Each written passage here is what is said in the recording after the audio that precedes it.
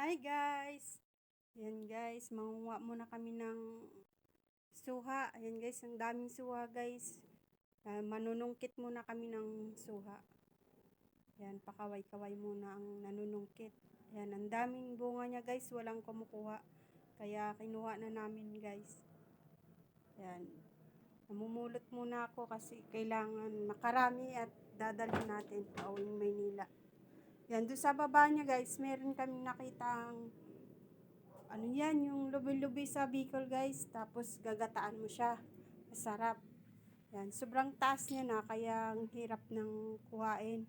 Yan, ang ganda ng mga view guys. So, ganda ang panahon na yan. Mataas, sobrang hirap na siya kuhain kasi ano na siya, mataas. Yan, ang bantay guys, baka. Yan, ang tagal na bago makuha kasi sobrang taas niya na guys. Meron naman siyang mababa na iba, kaya yan ay ano na siya, matanda na.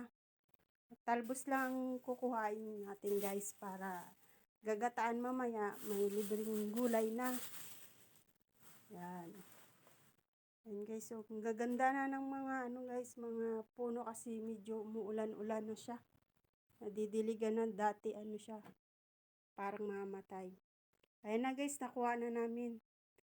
Yan, gagataan namin mamaya, makalibreng ulam na. Ayan nga, ayan, nakita namin si kuya nangunguha ng saging. Bibigyan daw kami ng saging yan. Dadalhin namin, papabaon niya. Nakalibre na pang merienda, ayan.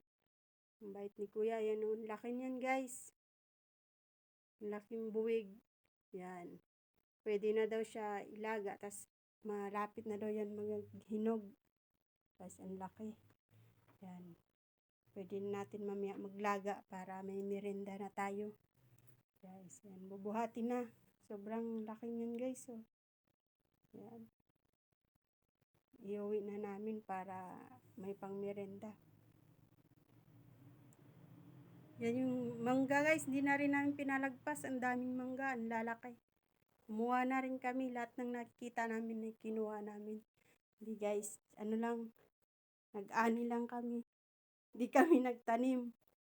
Binigyan lang kami. Sa ano nga po pala yan guys, sa mother-in-law ko, dito kami yun sa Bicol kasi nagbakasyon kami. Yan, nanguha kami kasi pabalik na kami Maynila, kaya baon namin pabalik ng Maynila. Yan, nanungkit kami ng buko dyan para may dadalhin ulit kami. Ang daming bunga yan guys. May dating laglag na siya dyan na buko, ano siya, yung may tubo na, tapos may laman sa loob. Yung kulay white, matamis daw yun. Yan, madami dyan laglag guys, wala kasing kumukuha. Yan, ang dami, kumuha kami ng panggata, tsaka yung buko, kumakain. Nandyan nga sinakulit sa gilid, kumakain sila ng buko. Tsaka yung mga pinsan niya. Yan, kung saan napapadpad yung nyug namin nasusungkit. Ang hirap maghanap guys kasi masusukal, daming mga ano, mga puno na malalaking dahon. Yan, nakarami na kami guys, iniipon namin para may dadalhin kami bukas pagbalik namin ng Maynila. Kasi ang mahal ng gata ngayon guys sa Maynila. Yan, diba? Hindi ko na makita yung iba kung saan na naggumugulong kasi ang sukal. Yan, naghahanap pa kami para marami kaming makuha. Pero ang dami na namin nakuha dyan guys. Hindi lang namin mahanap kung saan nagpupuntahang sulok ng mga kagubatan. Dito nga yan sa kagubatan ni Tarzan. Kagubatan ni Tarzan. Yan guys, so marami na kaming ano, nakuha. Yan. O, diba? Nagmerenda na kami ng buko. Yan. Yun yung ano, yung mga bata, kumakain sila sa gilid. Takot mahulugan ng nyog. Tago sa gilid habang kumakain ng buko.